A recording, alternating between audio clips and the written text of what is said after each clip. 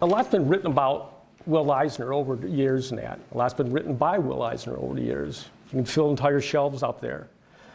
And a lot of the time they refer to him as a genius. But that's an overused term. You know, everybody from Stephen Hawking to Kanye West is called a genius. So it's, you know, there's more to it than what people think. It's not just intelligence, and it's not just talent. A lot of it's hard work. It's like Edison said, what is it? It's 1% inspiration, 99% perspiration. You know, and Eisner was the epitome of that. And that's kind of what I want to show tonight, that there was more to it than just the talent and the intelligence. And so, with apologies to Theodore White, I call this the making of a genius. Okay. Will Eisner was born in New York, in the Bronx. And his parents were immigrant Jews. They came over in the early part of the 20th century, and he was born just a few years after. His father was came from Austria, and in Austria, he was a muralist in churches. And when he came to the United States, he couldn't find a job. So he bounced around from job to job, and he did things from working on scenery in the Yiddish theaters. He finally ended up painting bedposts. And somehow or another, he got into the fur business, and he opened up a fur factory. But like everybody else in the 1929 crash, that business went under. So the family was basically fairly poor, but they're also very artistic family. And his father really encouraged Will in his art career. So Eisner, like a lot of kids did, he grew up in first in Williamsbridge in the Bronx, and then for a while they lived in Bensonhurst, I believe it was in Brooklyn. And like a lot of kids, he drew in the sidewalks and stuff like that. But as time went on, they knew there was something special about him.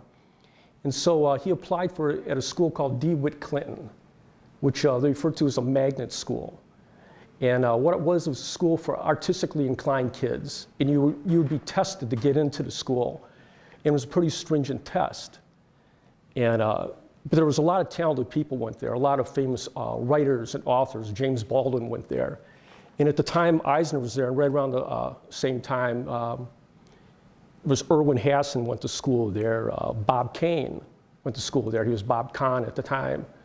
And there was a kid named Stanley Lieber went there, who changed his name to Stan Lee, okay? But he was a couple of years after Eisner.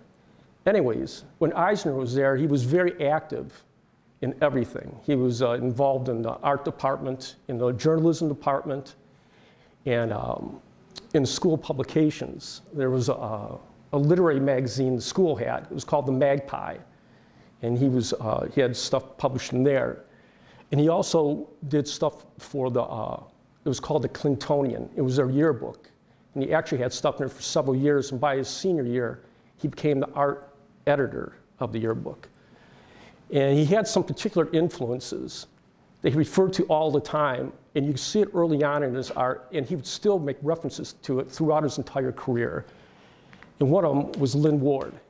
Lynn Ward was an illustrator, a woodcut artist in that. And he illustrated a lot of books using his woodcuts here. And this had a heavy influence on Eisner. And the other influence was E.C. Segar, L.Z.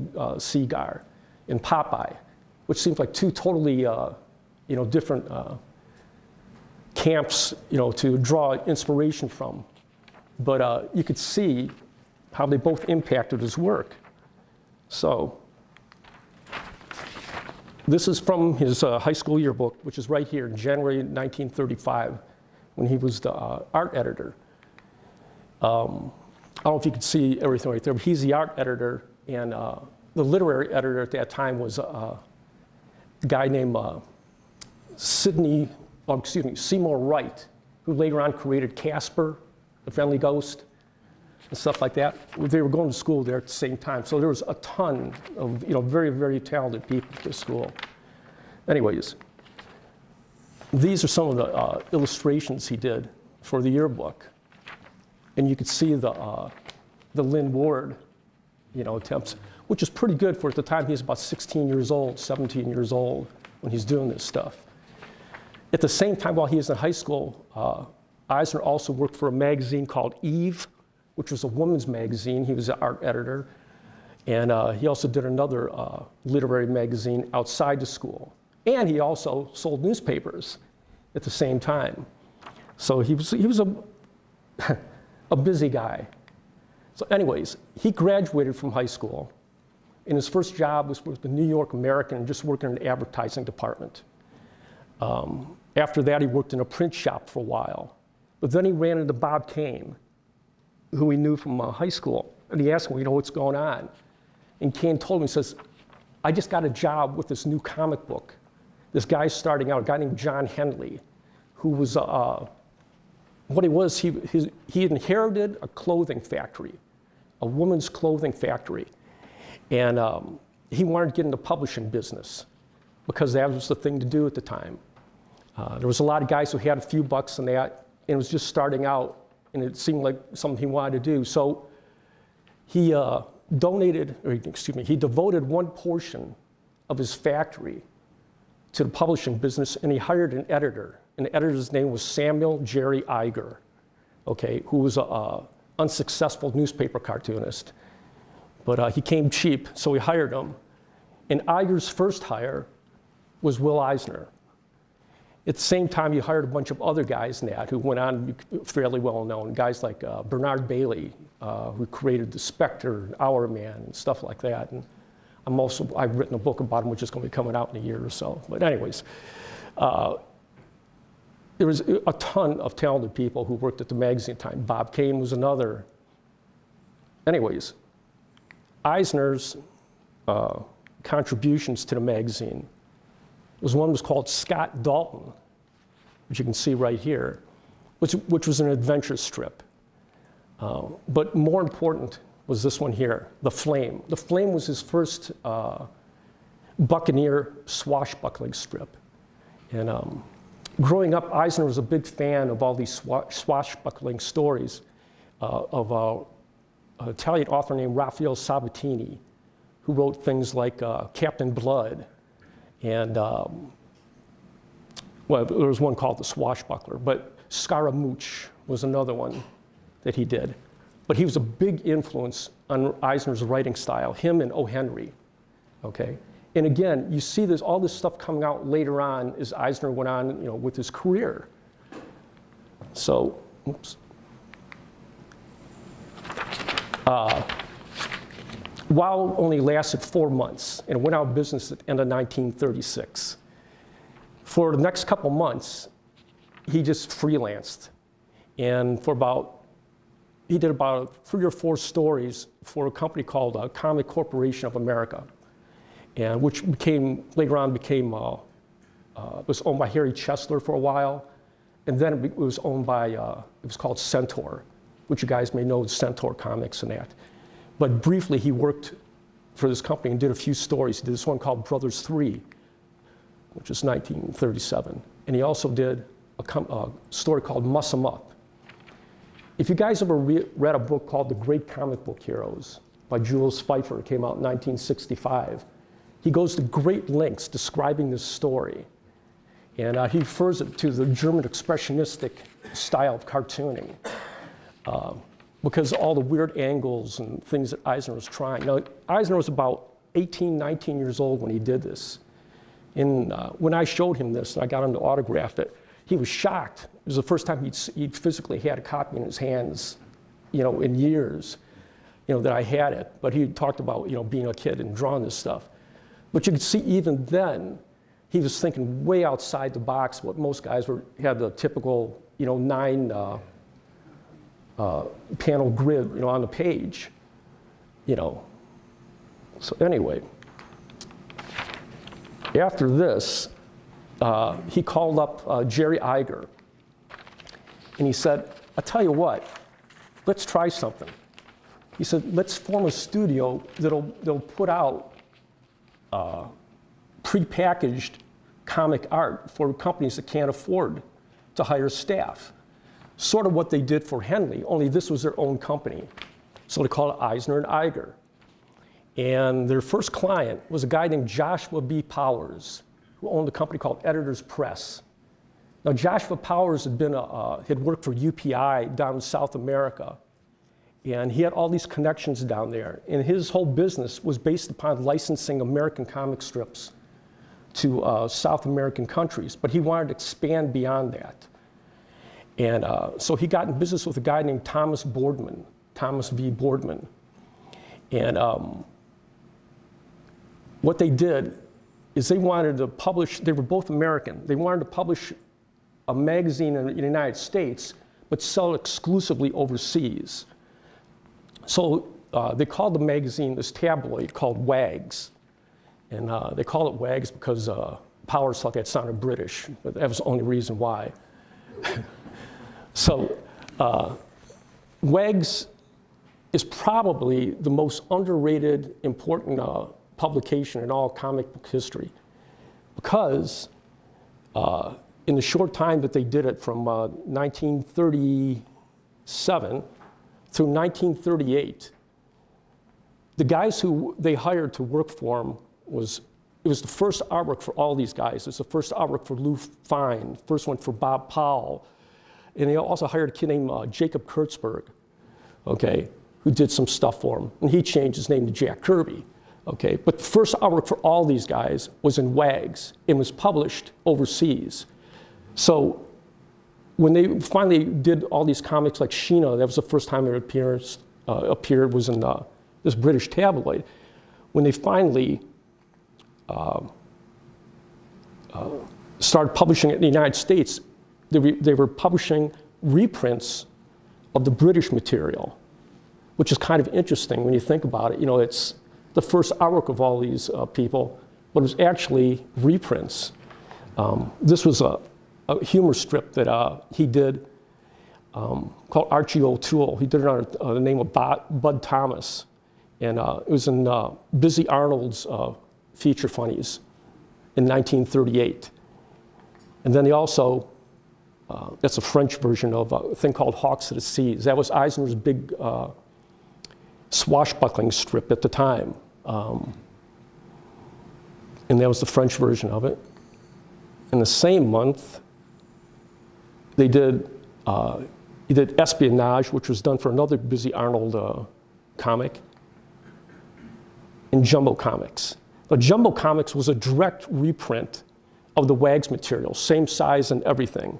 You'll see it here, it was done tabloid size. And the first 8 issues of Jumbo were all this huge size thing. And not a whole lot of them survive to this day and that because of the size, obviously. It was just too unwieldy and nothing else on the newsstand was the same size. So they, you know, it didn't do real well, so they shrunk it down. But they made a lot of money in those, the first couple of years. Matter of fact, Eisner would brag later on that by the time he was 22 years old, he was very rich, okay? But they ran into a problem. They started doing stuff for a guy named Victor Fox. Now, Victor Fox was kind of a shady character in that. I could do a whole talk on Victor Fox and that, but he'd swindled the government going back in World War I, where he pulled a scam with shipping. He'd gotten some money and he got a ship that he loaned to the United States. And he was supposed to do repairs on it, which he never did, but he took the money from the government to do the repairs. And long story short, he was convicted. He also was involved with stock swindling in the 20s. He was also implicated in another stock swindle in the late 30s. But somehow he kept getting out of everything in that. In the case of the late 30s, what he did is he became the government's witness, and he flipped on the other guys and that, and so they let him go. Anyway, he decided to go in the comic book business because he worked in the same building as Donenfeld. And Harry Donenfeld had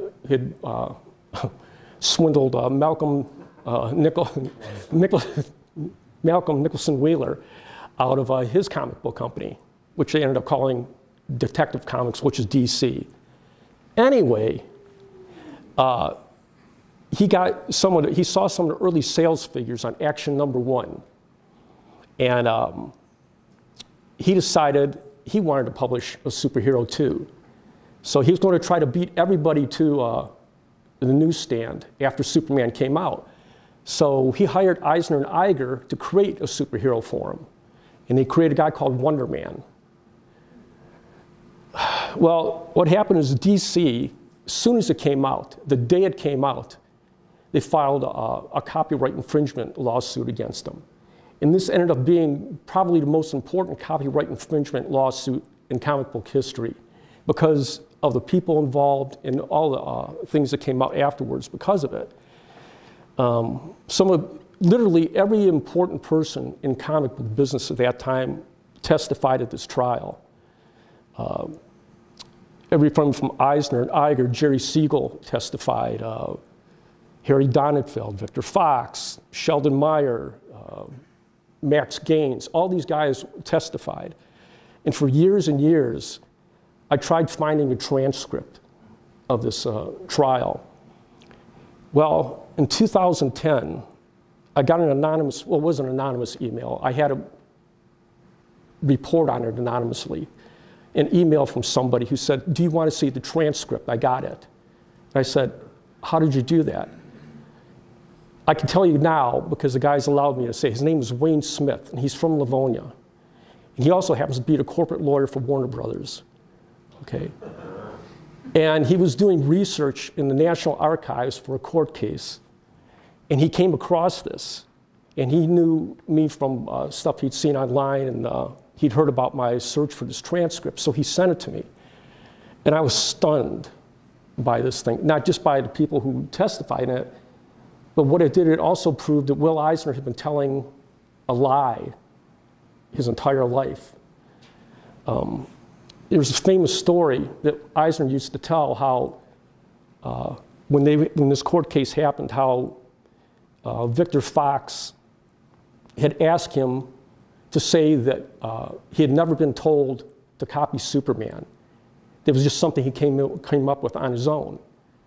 Well, the way Eisner told it and the way he drew it in his graphic novel called The Dreamer, there's a couple pages devoted to it. And the way he drew it, he made it look like he went up there and flipped on Victor Fox, and he said, he told me to copy him, and therefore Victor Fox lost the case. Well, the transcript shows the exact opposite. And he not only once did he deny that he copied Superman, he repeatedly denied it.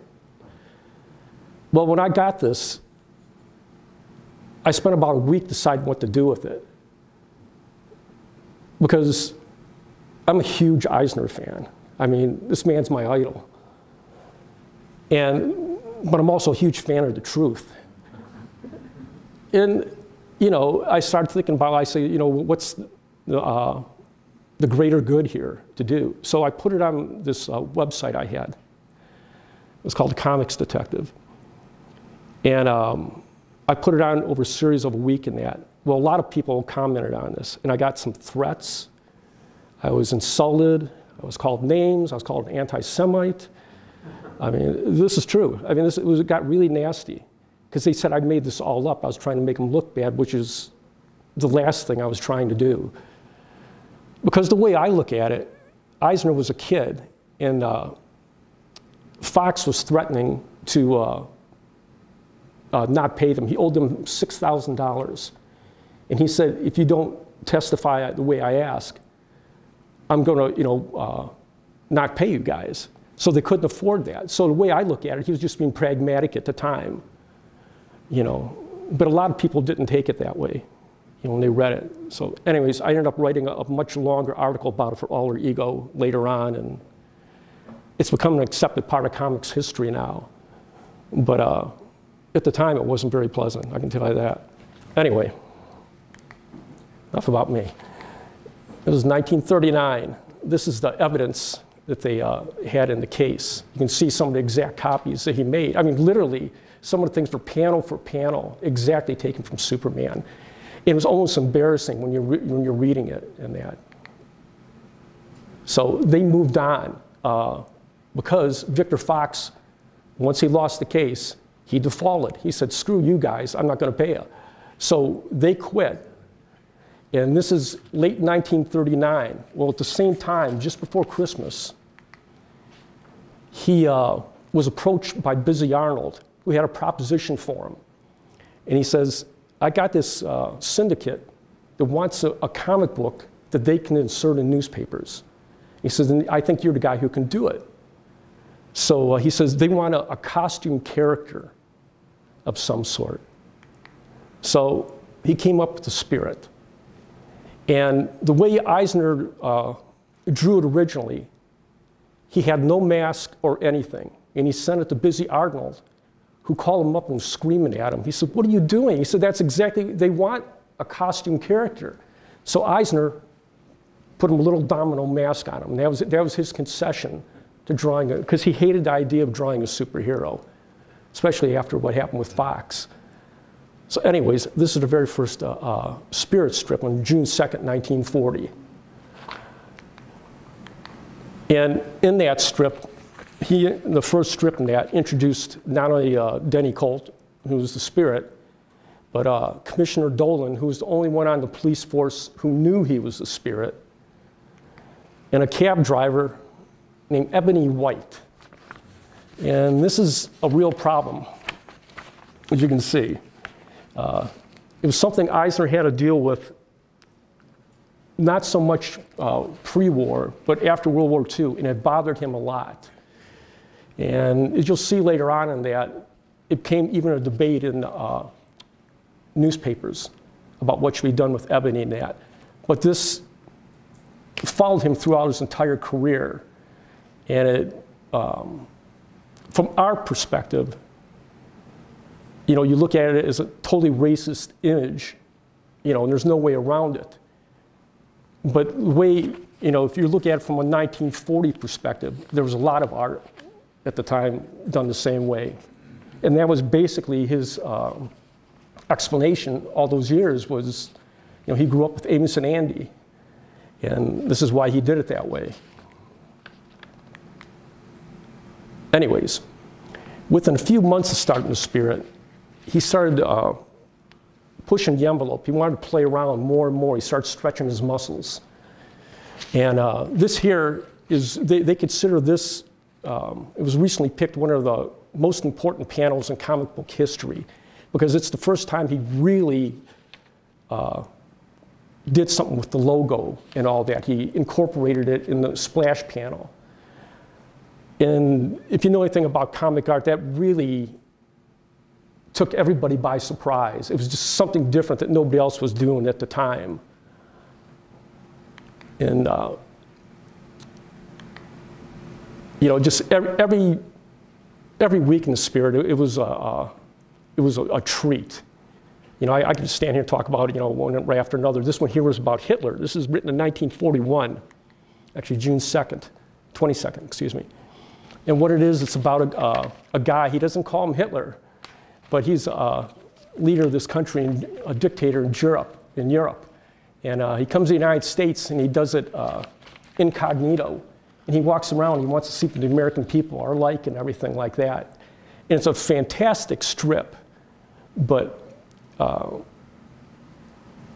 it's hard to explain, you know, the combination of storytelling ability in artwork that he crammed into 8 pages, unless you see it physically. And that's why, you know, why the Spirit has become such an iconic thing, you know, after all these years, and why it's so influential on so many cartoonists. But like everybody else, Eisner was prone to the draft. And on May 1st, 1942, he was drafted. And he was assigned to the publicity department at the Aberdeen Proving Ground. And what they tasked him with was coming up with a character or some way. They're not a character, but they wanted some way to teach preventative maintenance to soldiers, because they had a lot of soldiers, a lot of these draftees who were barely literate at the time. And they had to find some way of communicating this important information to them. And preventative maintenance at the time was something new. It wasn't something they'd always done, you know, working on Jeeps and stuff like that. So he came up with this character called Joe Dope. And Joe Dope was everything you're not supposed to do. And he became ubiquitous. They used him on posters. You know, this is 1942. There must have been dozens and dozens of posters. I have about 10 or so of my own. And as well as the posters, he ended up with his own comic strip. This was in a magazine. This was in a magazine called Firepower that they put out. Then he was in Army Motors magazine. He ran there for about a year. And in each one of the Army Motors, they had a 2-page Joe Dope strip. And my personal feeling is that Eisner made a lot of personal growth during the 4 years he was in the military. If you look at the pre-war spirit and the post-war spirit, there's a dramatic change in his artwork in that. And to me, it came during this time during the military. I mean, it's just brilliant the way he constructed the pages. I don't know if you notice here, but you look at this guy here working in a factory, and then it's the exact same pose here with the guy who's going to hit Joe Dope in the head with an axe. I mean, just the way he constructed, you know, the balance in that, you know, the thought he put into these little 2-page strips. You know, here's another one. You know, and you could see this stuff showing up later on in the post-war spirit stuff. There's things he wasn't doing prior to it. So he did a lot of thinking, you know, on the government's dime. There's some more Joe Dope stuff. That's from Parade Magazine, who ran an article about him in 1945. So he was gaining fame even outside of the military.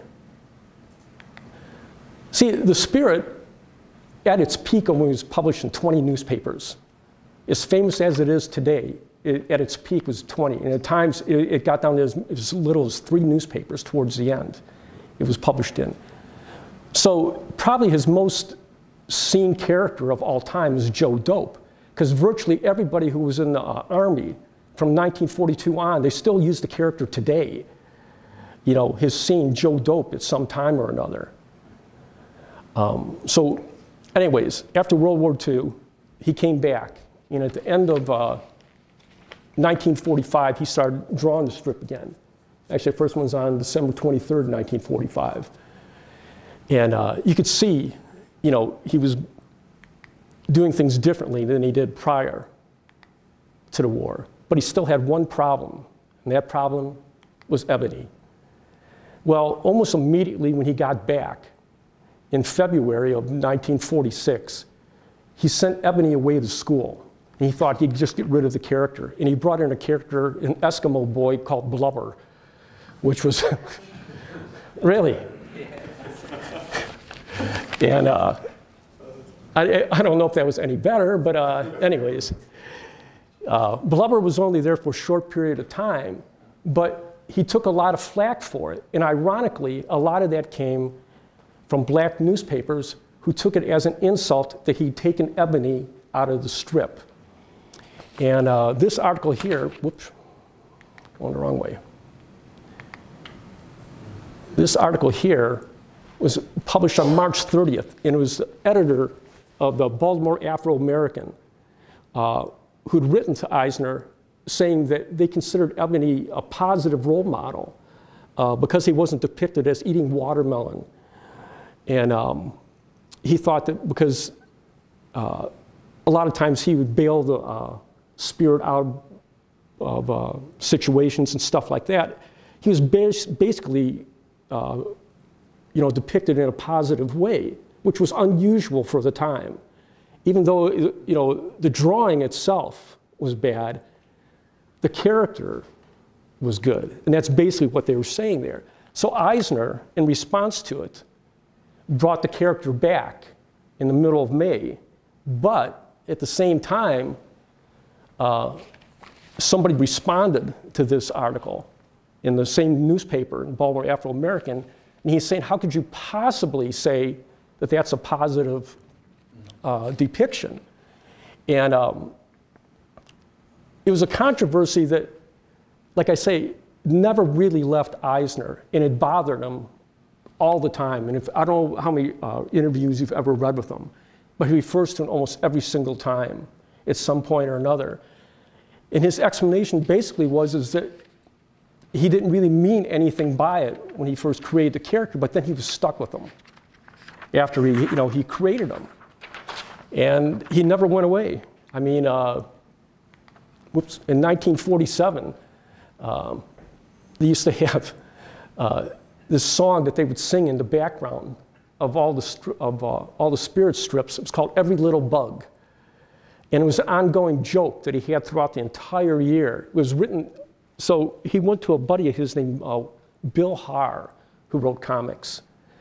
Bill Haar knew Eisner in the military, and he knew him prior, but he had also worked for Harry Chesler for years as a writer. Anyways, so he went to Bill Haar, who was a musician. He says, can you write some music for me?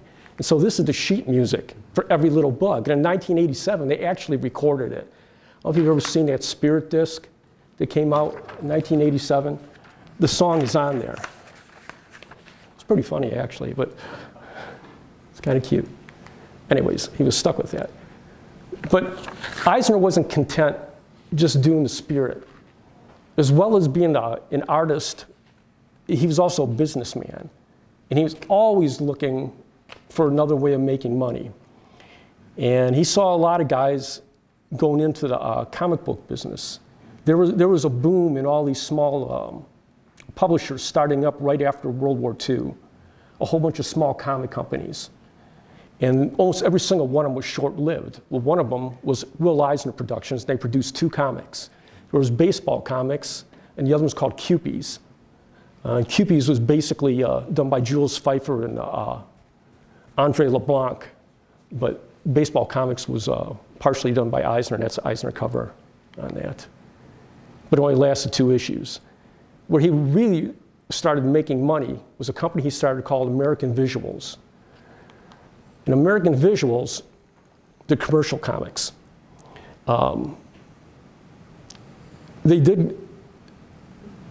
Eisner looked at it as a way of getting out of the comic book business, which he didn't think was going to go anywhere after his failure there.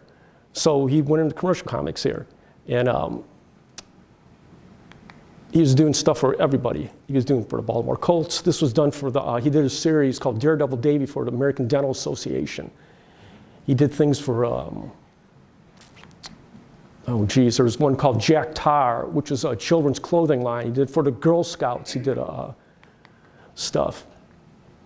But his big client, he picked up in 1951, and that was the US military, who came back to him after the start of the Korean War in 1950.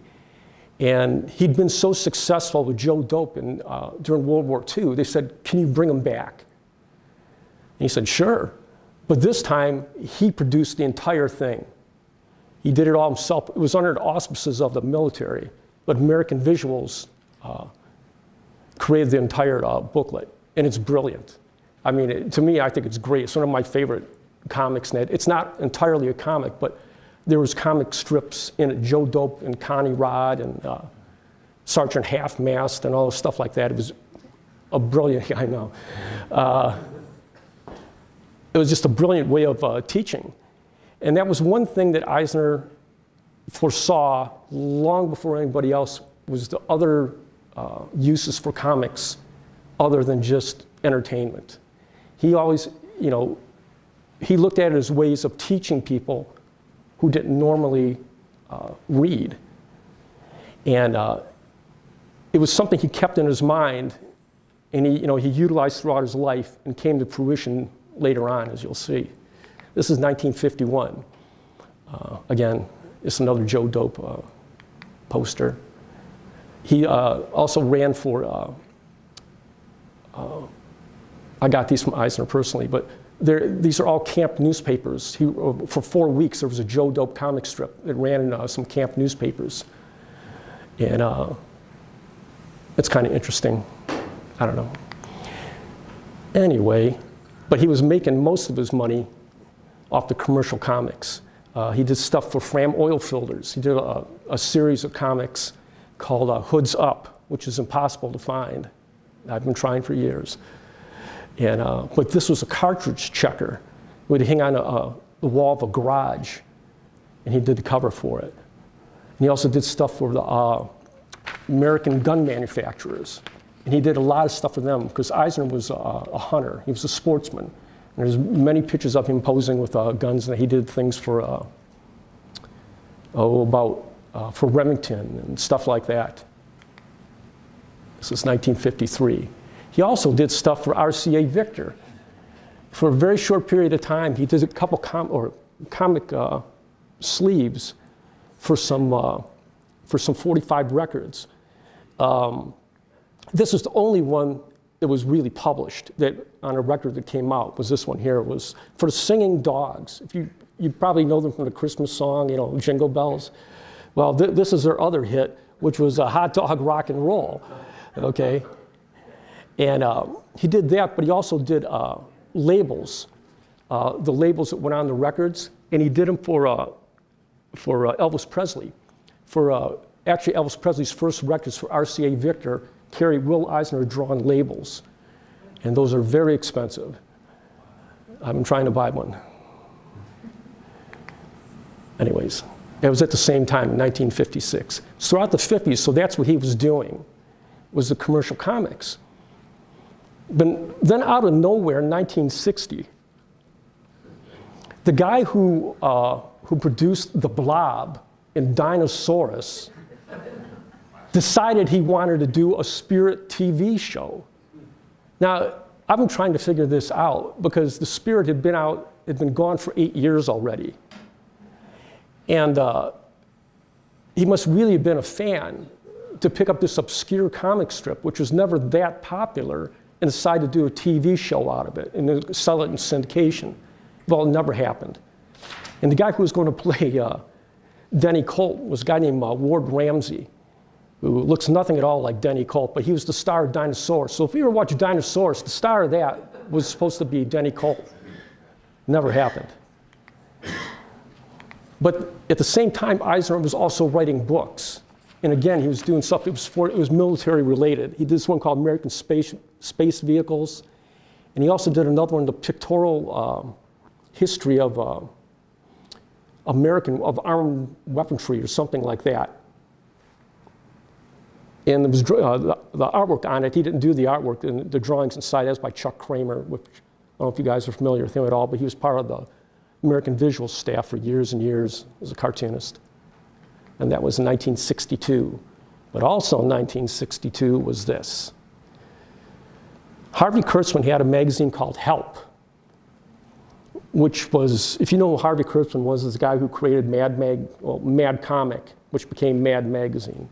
And he's brilliant. But he's also a huge Eisner fan. And in the early 60s, he was putting out this magazine. It was like an adult version of Mad Magazine, basically, called Help.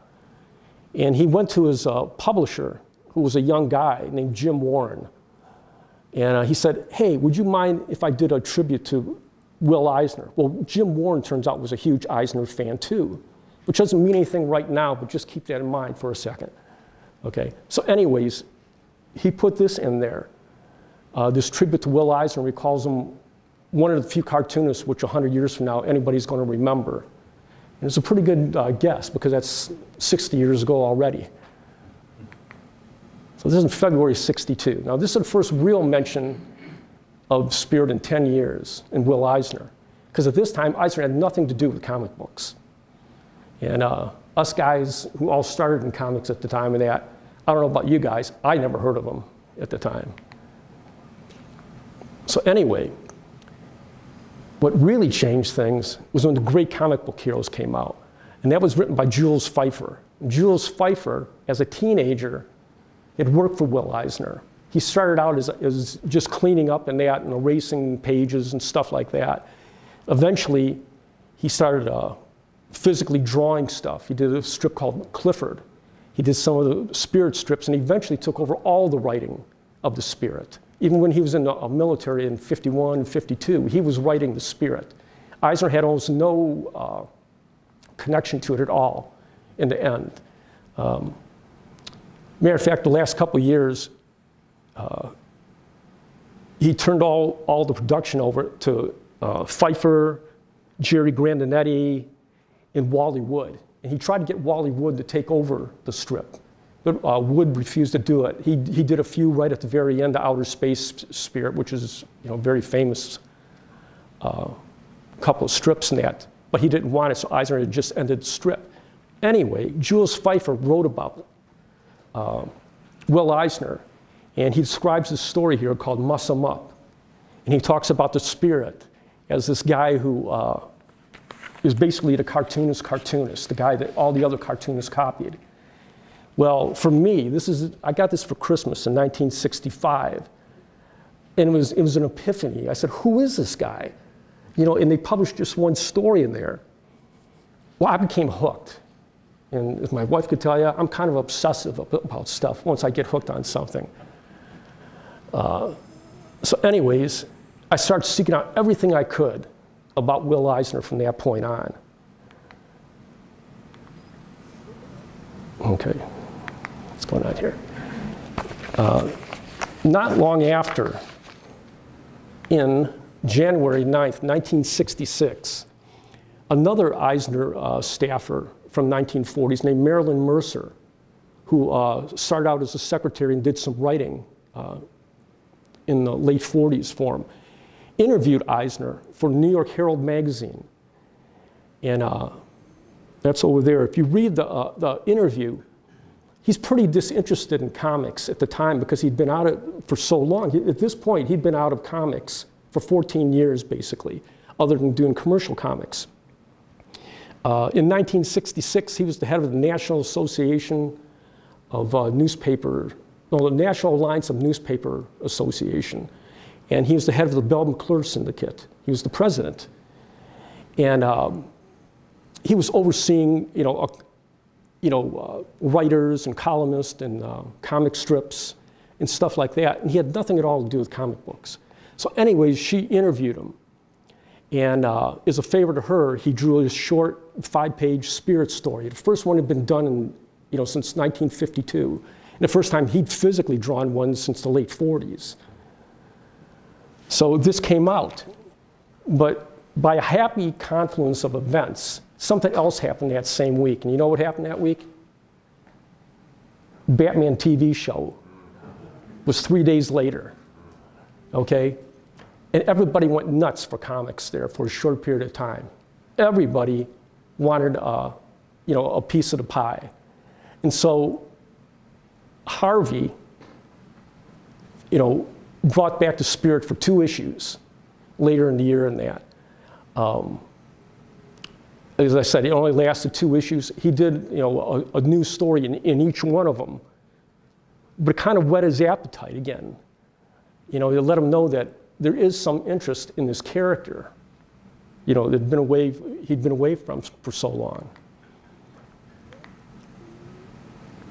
But he was still doing stuff, again, for the military. And this was a pamphlet they'd done. It was like a version of PS Magazine. It was about the M16, about care and maintenance of the M16. And I have the artwork over there, the pencil artwork of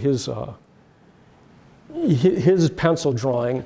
And I believe this was inked by Mike Klug, who was working for him at the time. But I have the original pencil that he did that was probably light boxed by Klug when he did it. But that was 1969. That was still his major source of income at the time. But also in 1969, he went to his first comic book convention. And he was shocked by what he saw. He didn't know that all these comic fans were out there. And right after that convention, he was interviewed by a guy named John Benson, which you probably know, Rick,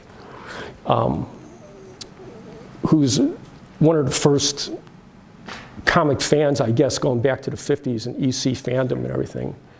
And he interviewed Eisner. And that was like the first real introduction to the man himself that comic book fans had. Like, you know, if you're in New York, you might have read that New York Herald article. Or if you'd read Jules Pfeiffer's book, you got sort of an idea. But this is the first real introduction to comic book fans. And after that, everybody wanted a piece of Eisner. And he started showing up for conventions all the time. And became more and more interested. And one of the things that intrigued him the most was underground comics. And the thing he liked about underground comics was the freedom that the underground artists had as opposed to the comic book artists who worked for the companies, who basically signed away all rights to everything they had every time they turned in a page and they signed their paycheck. But underground artists just had all this freedom in the world.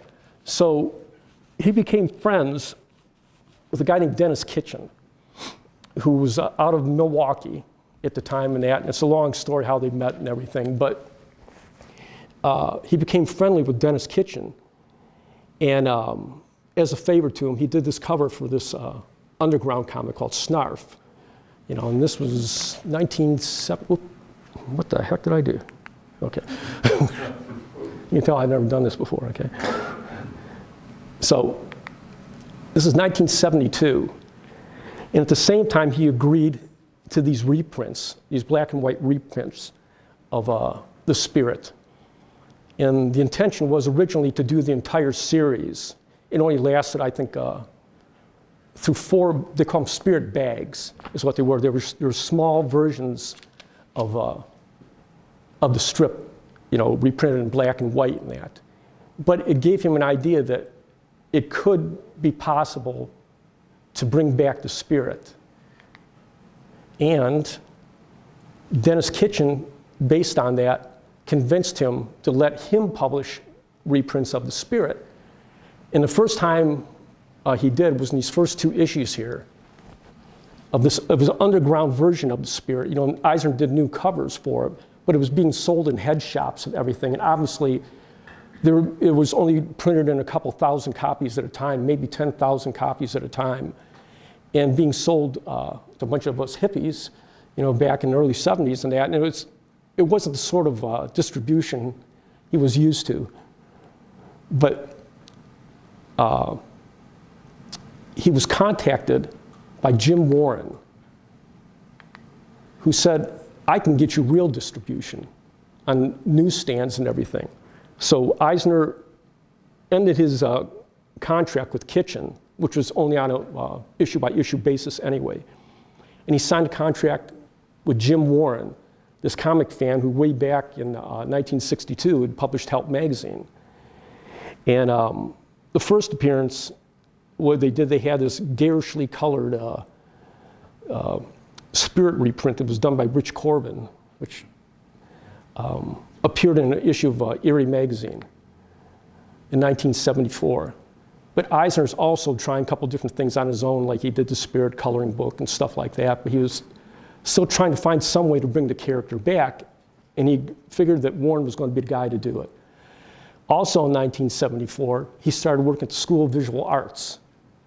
And him and Harvey Kurtzman both were teaching classes. And as the class assignment for his class, what he had them do was put out basically their own comic book. And they put this thing out here. It was called the Gallery of New Comics, Will Eisner's Gallery of New Comics. And also in 1974, he wrote this. And this shows you how far-sighted he was.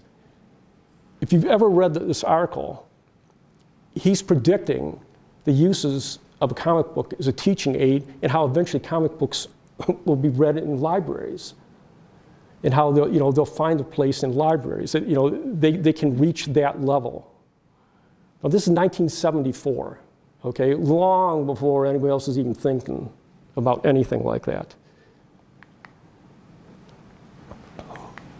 Come on.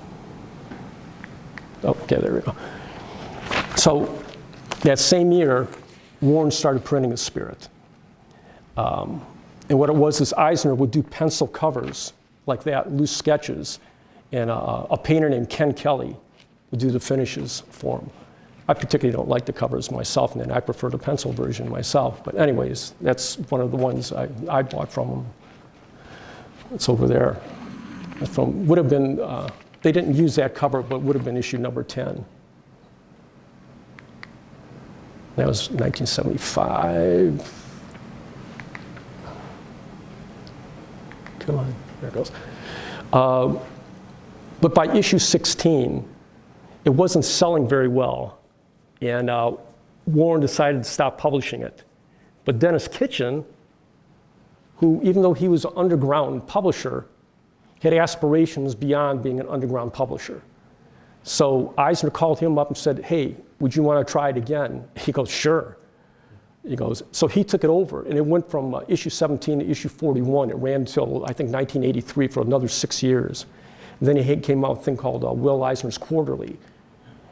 But during this whole time, Eisner was thinking of something else. He had something else that he'd been working on. And he announced it in issue number 18 of The Spirit. And he called it an experiment in storytelling. And what that is, that's an announcement of a thing that he called a graphic novel. And it's kind of a misnomer, because really there's 4 stories in his first one. It was called A Contract with God.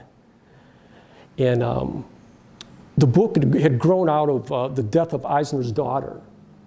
He had a 16-year-old daughter who died of cancer in 1970, of bone cancer. And it took a lot out of him at the time in that.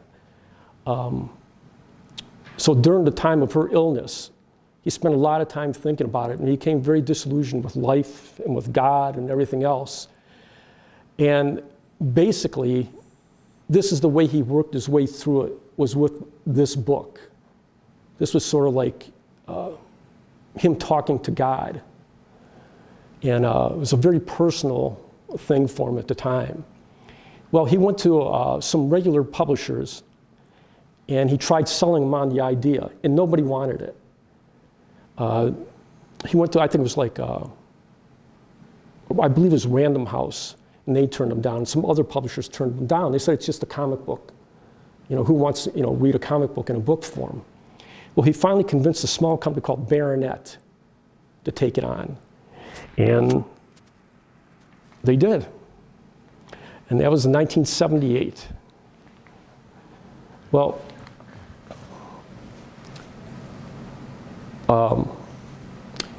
obviously, there was predecessors to Eisner's idea of a graphic novel. And even he never really took full credit, for inventing the graphic novel, even though a lot of people call him the godfather of the graphic novel and everything. Because the idea has been around probably since the beginning of mankind, if you really think about it. If you think about pictographs and hieroglyphics and that, they're telling a story. It's basically just the length of the story. But if you get up to the 20th century, there are some antecedents that he had, which you could see almost like a direct line leading up to what he came up with. And one of the first was by this Belgian artist named Frans Masriel. And he was the first one to use woodcuts in what they called a wordless novel. And it's a fascinating book. I have it over there. But it's an entire story told, obviously without words, but just using pictures, all woodcuts. Well, this is 1919, and it became a big hit over in Europe. Well, Lynn Ward had seen it, and he came up with his own graphic novels, wordless novels. And his most famous one was called God's Man, which is like he took this idea and took it a step further. And it's just brilliant. Well, Eisner was very familiar with Lynn Ward's work, obviously, and he referred to it all the time. And he was thinking about this when he came up with his own ideas. But even American publishers had tried stuff previous to Eisner. And one was the St. John Company. They had one was called It Rhymes with Lust. And then they had this other one, graphic novel, which wasn't called a graphic novel at the time. It was called The Case of the Winking Buddha. And they published both of these in 1950, and both of them didn't sell at all. But they're basically the same idea that Eisner had, but they were in paperback form. And what they were doing, they were trying to sell them to the paperback market. But it was an odd combination of trying to fit a child's idea into an adult form, and it didn't sell to anybody. So this languished for a long time, the whole idea of the graphic novel. But even during the 70s, there was guys playing around with the idea. George Metzger had done a version of a graphic novel. Jack Katz did a thing called First Kingdom. It took him 12 years to do it in 23 issues. But it's basically a graphic novel. It's just one continuous serialized story that was told over time. But Eisner's the one who perfected it, and he was the first one to get bookstores to carry it. And not, what struck him was they'd gotten a contract with God placed in one bookstore in New York City. And it was for 1 week, it was put out on display, and then it disappeared. So he went into the bookstore and he asked the owner of the bookstore, he said, what happened to it? And basically he was told they didn't know what to do with it. They tried putting it with religious books. Well, obviously it didn't fit there. They tried putting it with children's books, and it didn't fit in there because there was some nudity in it and stuff like that. And some parents were horrified when they found it amongst the comic books.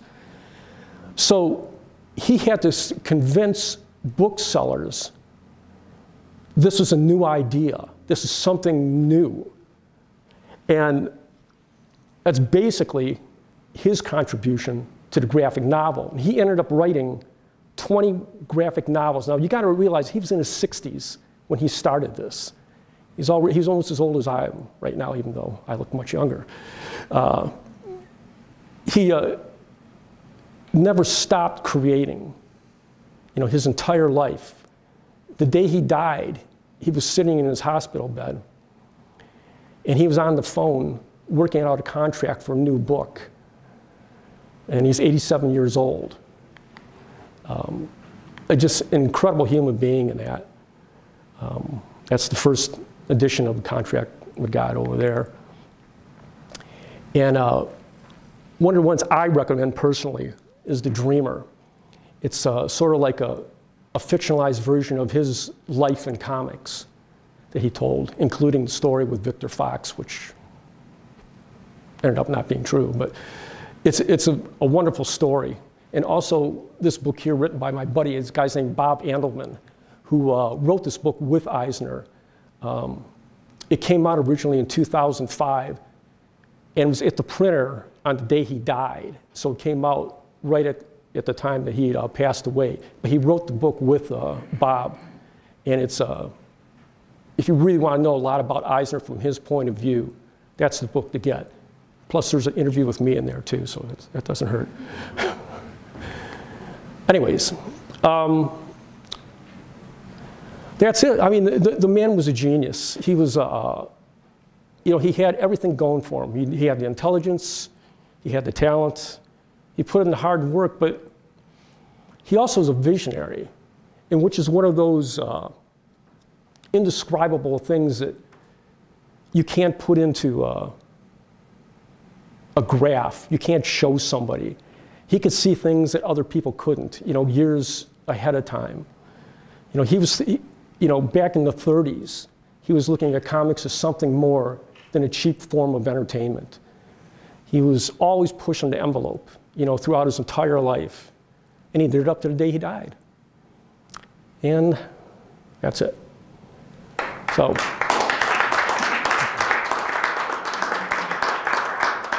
Does anybody have any questions about anything I said or about Eisner or anything like that? No? Yeah?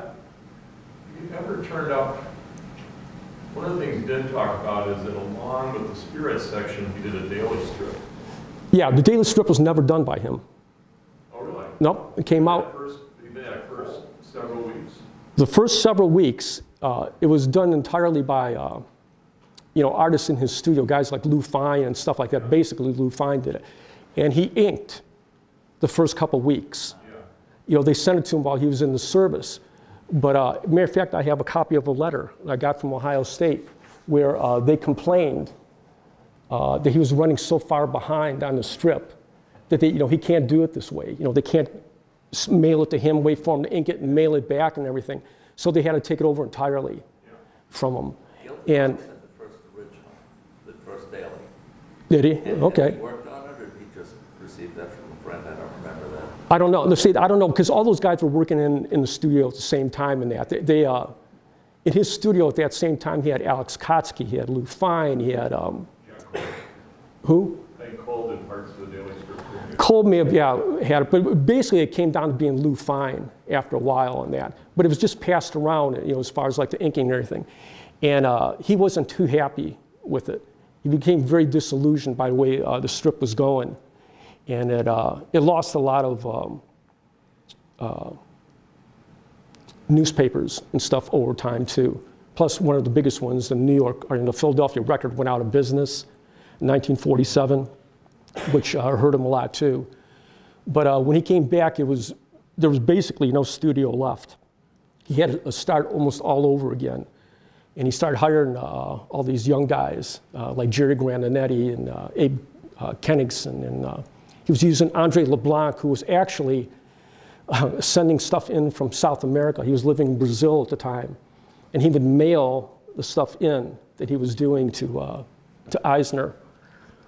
And actually, I'm working with Andre LeBlanc's daughter on something right now.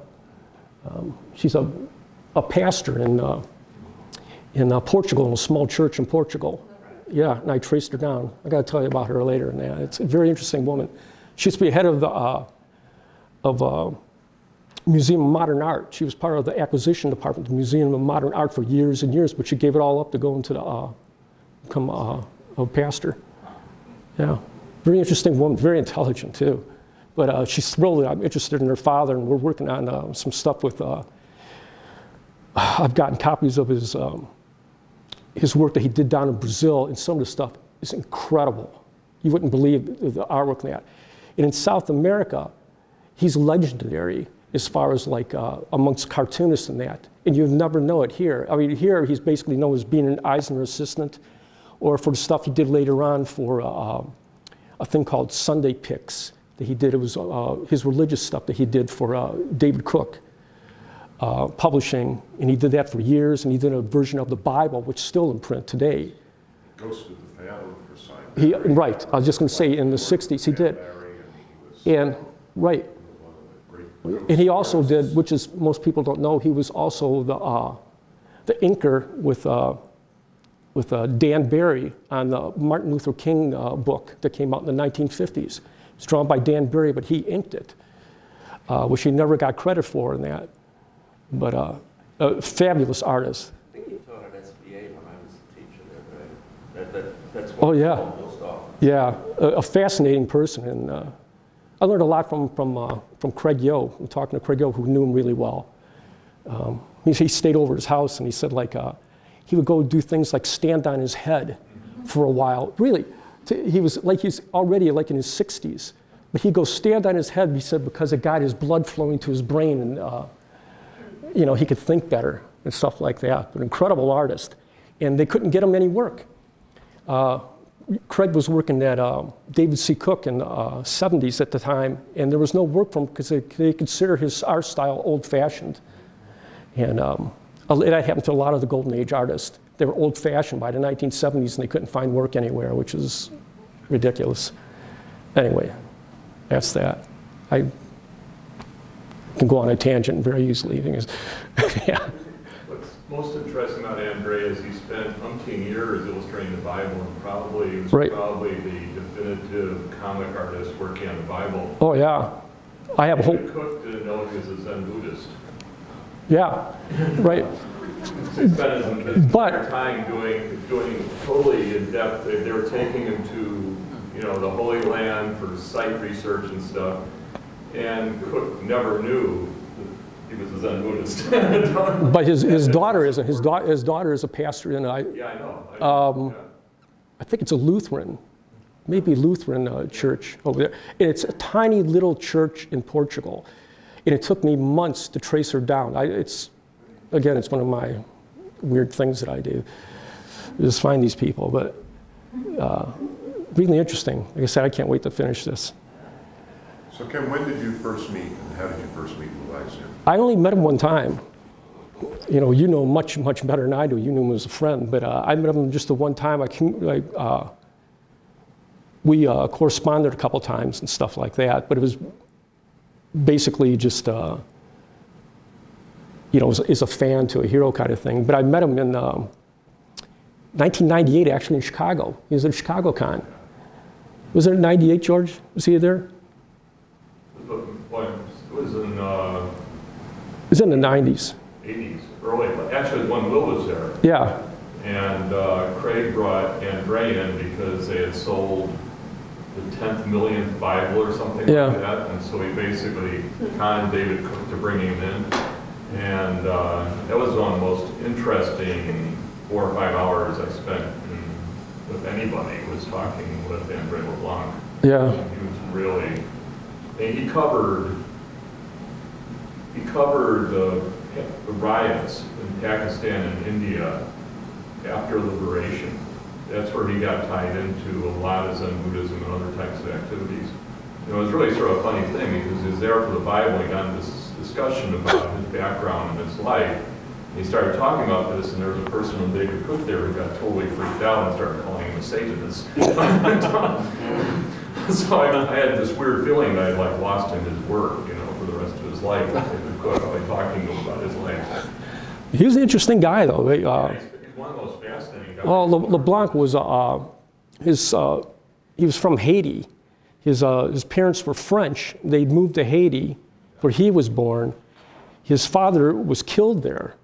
Yeah, his father was killed in Cuba, actually. Well, he was a Panamanian. He was a trader, and he worked riverboats in Panama and Cuba. Ultimately, I think he was murdered in Panama. Yeah. He owned land in Cuba, which, when the family tried to get back, had been totally taken over by squatters, and they really... Yeah, so him and his mom moved to New York, and while she worked during the day, she dropped him off at the library, and that's how he taught himself English, was sitting in the library reading books. That's pretty amazing. Striking to see a black guy with blue eyes, right? Who? LeBlanc. No, see, that's the that was a lot of people, it's a misconception they have. He wasn't black. He's one of the few native-born Haitians who wasn't black, and his daughter was adamant about that. His parents were French from France.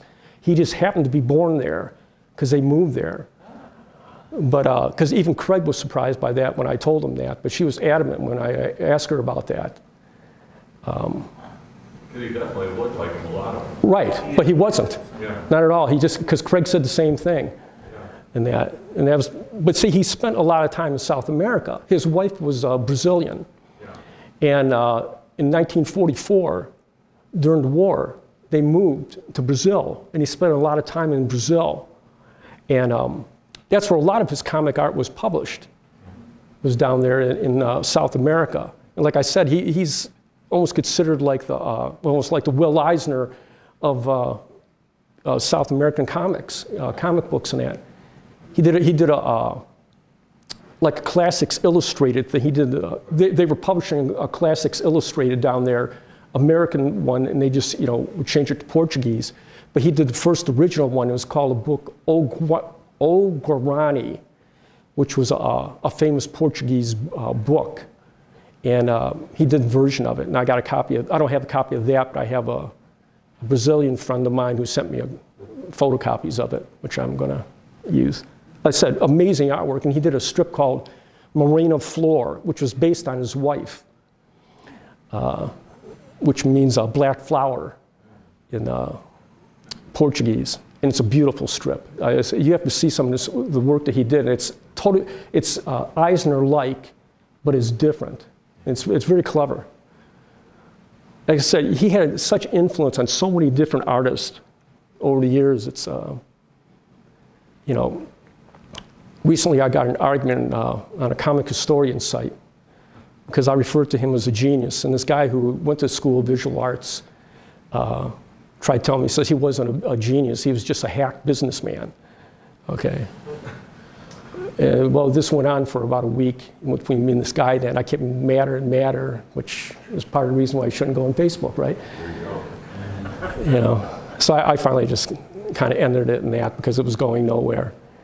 But it was ridiculous. He said, you know, he said comics could have done totally without Will Eisner.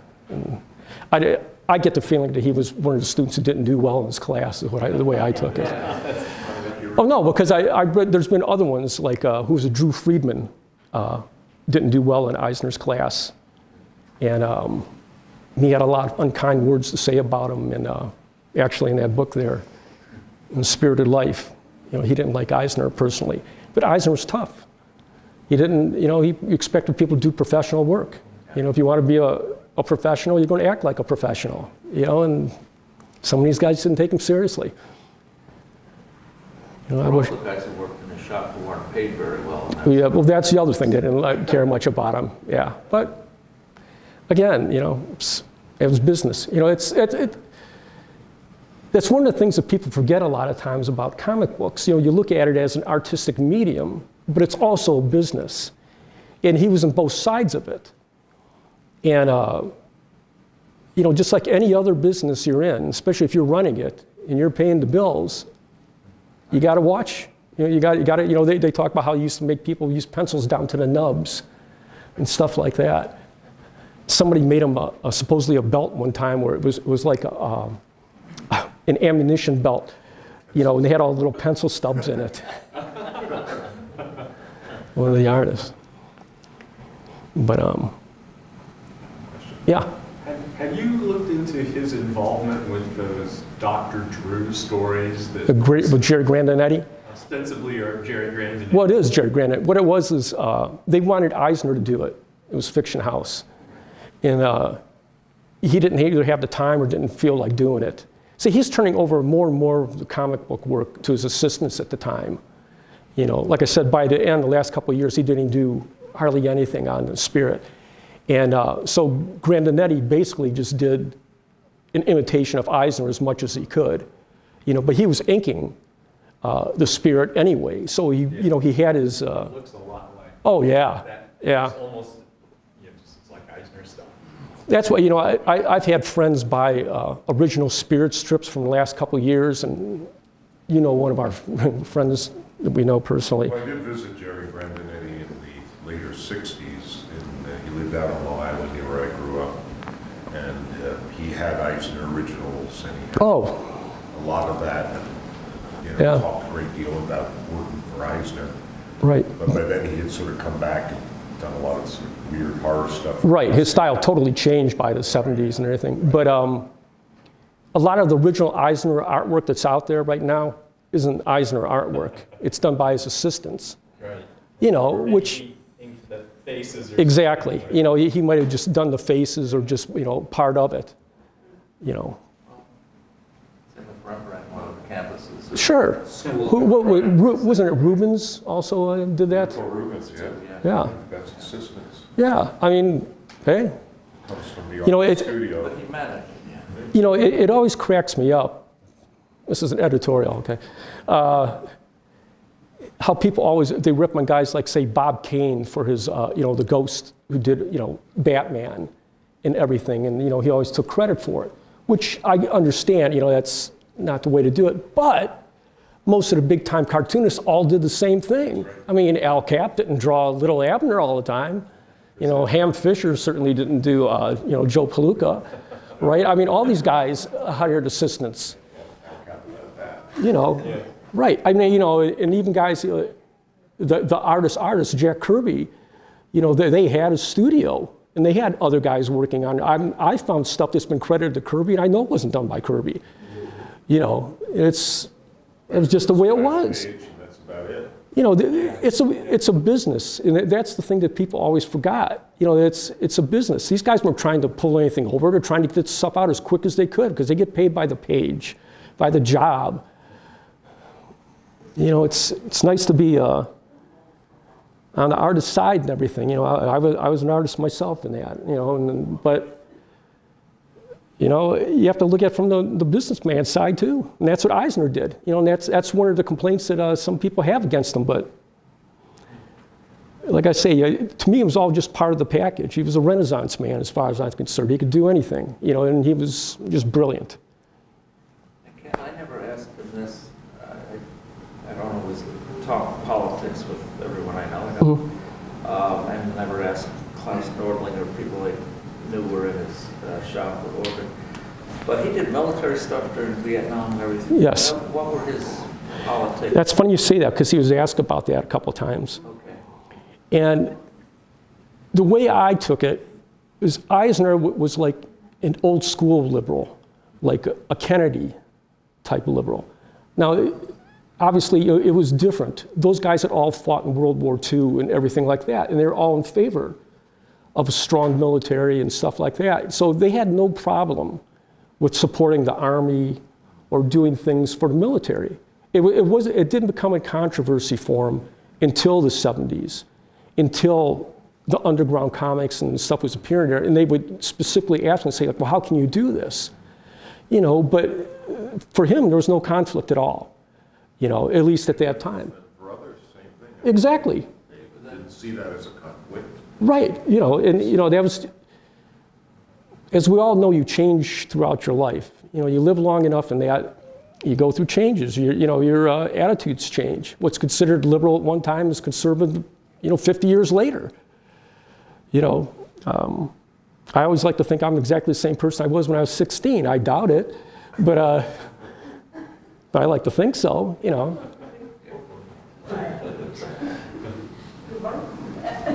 Yeah. In 1975, I was in Europe, and I was surprised how popular he was in Netherlands and also Denmark. Exactly. See, if anything, Europeans, which you probably know, were way ahead of this. By the way, I have something with your name on it over there I want to show you later. Yeah. But the Europeans were way ahead of us as far as like the appreciation of comic strips in general. That's why I'm fascinated. That's my new obsession, is European comic books, especially where they intersect with American comics and that. I just bought one that was published in Nazi Germany and that. I'm going to be writing something about that. But it's fascinating to see that how, you know, the Europeans got it long before we did. You know, even the idea of the graphic novel, I mean, basically that's what they were doing decades ago, Tintin and stuff like that. I mean, what else would you call that except a graphic novel, right? Go back to Rudolf Topfer. Exactly, he was Swiss, right? And that was in the 1840s. Yeah, there was one thing in 1825 I just saw recently, they consider the first, you know, comic strip, but you know, they just were way ahead of us in many ways, even though the comic strip itself is considered by a lot of people as an American invention, but it didn't start with the Yellow Kid. You know, it's, even though Hogan's Alley is a great name for a magazine. Not bad. You mentioned Europe, it's funny, one of the inscriptions that Will did in one of the books, and it was a French or Dutch or Italian version of one of the books. I don't think his contract was done, but in any event, he joked that he has seen me more. We've gotten together more in Europe, he said, than we have in America, because he's always being invited to festivals and was always a guest of honor and get awards and all stuff like that. And yeah, they loved his stuff. Yeah, yeah. Okay, it's getting kind of late. And I promised Jess over there I'd get out of here on time today. So I think I better start tying this up right now. I appreciate everybody coming out and that, and I can't tell you how much I enjoyed this. Thank you. Right. Thank you. Because I love talking about my comics, and I especially love talking about Will Eisner. And this has been a thrill for me.